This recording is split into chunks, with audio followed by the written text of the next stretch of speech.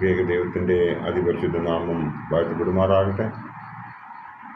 കർത്താവ് പ്രിയ വിശ്വാസികളുടെ സമൂഹമായി വീണ്ടും വരുമെന്ന് അറിയിച്ചതായ കർത്താവായ യേശു ക്രിസ്തുവിൻ്റെ നാമത്തിൽ എൻ്റെ സ്നേഹവന്ദനം നിങ്ങളെ ഏവരെയും പ്രഭാത വചനത്തിലേക്ക് ക്ഷണിക്കുന്നു. ഇന്നത്തെ വിഷയം എന്ന് പറയുന്നത് യോബിൻ്റെ വിശ്വാസം ആണ് ഇന്ന് പറയുവാൻ ആഗ്രഹിക്കുന്നത്. പഴയ നിയമം പരിശോധിക്കുമ്പോൾ കാണുന്നത് ആദ്യത്തെ 17 പുസ്തകങ്ങൾ ചരിത്ര പുസ്തകങ്ങളാണ് എന്നതാണ്. ആദ്യത്തെ 17 പുസ്തകങ്ങളാണ് ചരിത്ര പുസ്തകങ്ങൾ, അതായത് ഉൽപ്പത്തി മുതൽ എസ്തേർ വരെ. പിന്നീട് വരുന്ന 5 പുസ്തകങ്ങൾ കാവ്യ പുസ്തകങ്ങൾ അഥവാ ജ്ഞാനപുസ്തകങ്ങൾ എന്ന് അറിയപ്പെടുന്നു. അതായത് യോബ്, സങ്കീർത്തനങ്ങൾ, സദൃശവാക്യങ്ങൾ, പ്രസംഗി, ഉത്തമഗീതം.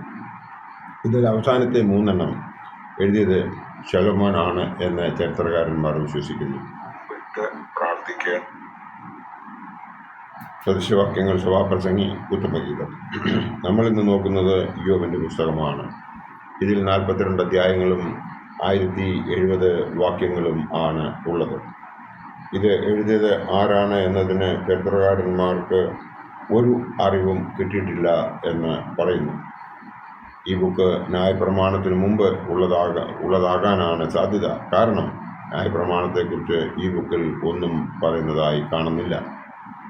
ഈ പുസ്തകത്തിൽ 12 രംഗങ്ങളാണ് ഉള്ളത്. യോബിൻ്റെ സവിശേഷതകളാണ് ഒന്നാമത്തേത്. രണ്ടാമത്തേത് യോബിനെ സാത്താൻ പരീക്ഷിക്കുന്നതായിട്ട് നമ്മൾ കാണുന്നു. മൂന്നാമത്തേത് യോബിൻ്റെ ഭാഷ,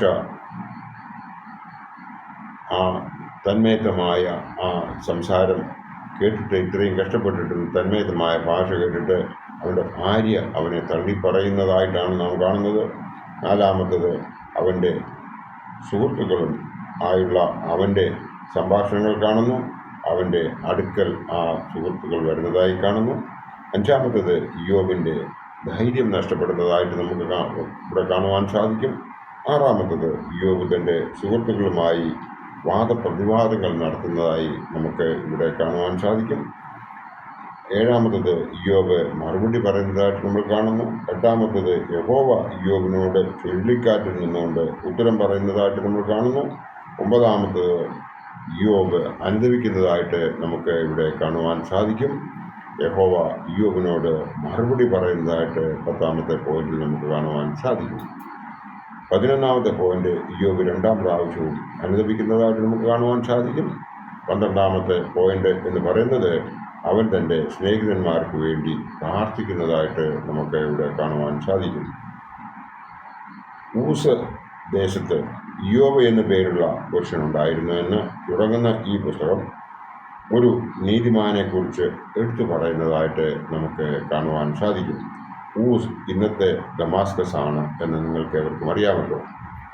അവൻ ദൈവത്തെ അറിഞ്ഞവനും അനുസരിക്കുന്നവനും വിശ്വസിക്കുന്നവനും നിഷ്കളങ്കനും നേരുള്ളവനും ദോഷം വിട്ടകുന്നവനും ആയിരുന്നു എന്ന് ഇവിടെ എടുത്തു പറയുന്നുണ്ട്.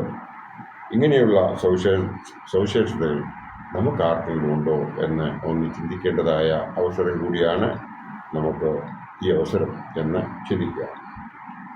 അവന് 7 പുത്രന്മാരും 3 പുത്രിമാരും ഉണ്ടായിരുന്നു. അവന് 7000 ആടുകളും 3000 ഒട്ടകങ്ങളും 500 ഏർക്കാളുകളും 500 പെൺകഴുതകളും ഏറ്റവും അധികം ദാസജനവും ഉണ്ടായിരുന്നു എന്ന് ഈ വേദപുസ്തകം നമ്മെ ഉദ്ബോധിപ്പിക്കുന്നു. സാത്താൻ ദൈവത്തെ പരീക്ഷിക്കുന്നതിനായി അവൻ്റെ അടുക്കൽ ചെല്ലുന്നു. അവനോട് യോബിൻ്റെ വിശ്വാസത്തിൻ്റെ വില പേശുന്നു. യോബിന് എല്ലാ സൗകര്യങ്ങളും ഉള്ളതുകൊണ്ട് ആണ് അവൻ ദൈവത്തെ സേവിക്കുന്നത് എന്ന് പറയുന്നു. സാത്താൻ്റെ പ്രവർത്തനത്താൽ യോബിന് എല്ലാം നഷ്ടപ്പെടുന്നതായി നാം ഇവിടെ കാണുന്നുണ്ട്. അവന് എന്താണ് ചെയ്യുന്നത് എന്ന് നോക്കാം. യോബിൻ്റെ പുസ്തകം 1-ാം അധ്യായം 20-ാം വാക്യം മുതൽ നമുക്ക് ഒന്ന് നോക്കാം എന്താണ് പറയുന്നത് എന്ന്. അപ്പോൾ യോബ് എഴുന്നേറ്റ് വസ്ത്രം കീറി തല ചിരച്ച് സാഷ്ടാംഗം വീണ് നമസ്കരിച്ചു എന്ന് ഇവിടെ ഈ വേദഭാഗം പറയുന്നു. നഗ്നനായി ഞാൻ എൻ്റെ അമ്മയുടെ ഗർഭത്തിൽ നിന്നും പുറപ്പെട്ടു വന്നു, നഗ്നനായി തന്നെ മടങ്ങിപ്പോവും.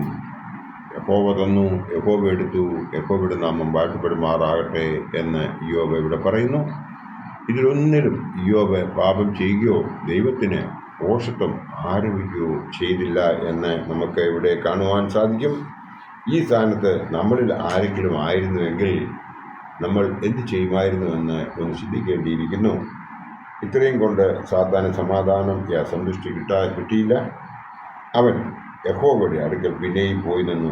യോബിൻ്റെ ജീവൻ എടുക്കുന്നത് ഒഴിച്ച് ബാക്കി എല്ലാ കഷ്ടങ്ങളും കൊടുക്കുന്നതിനായി സാത്താന് അനുവാദം ലഭിക്കുന്നതായിട്ട് നാം ഇവിടെ കാണുന്നുണ്ട്.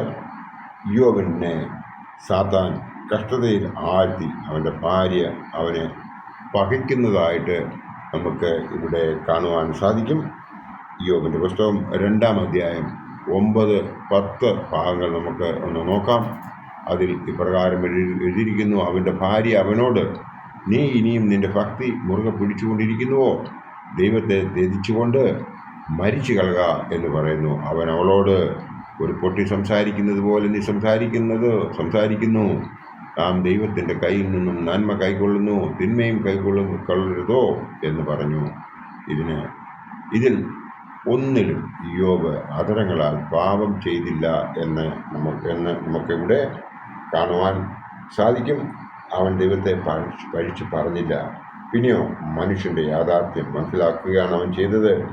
ദൈവത്തോടുള്ള നമ്മുടെ വിശ്വസ്തത അളക്കുന്നതിനായി നമുക്ക് പരീക്ഷണങ്ങൾ ഉണ്ടാകുന്നു. അതാണ് നാം മനസ്സിലാക്കേണ്ടത്. യോബിൻ്റെ ഇവിടെ സംഭവിക്കുന്നത് ഇതാണ്.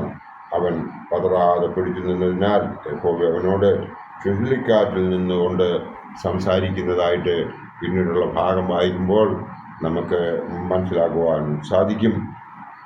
നാം യോബിനെ പോലെ നിഷ്കളങ്കരായി ജീവിക്കുവാൻ ഇഷ്ടപ്പെടുന്നുവോ എന്ന് ഈ അവസരത്തിൽ നമ്മോട് തന്നെ ഒന്ന് ചോദിക്കേണ്ടതുണ്ട്.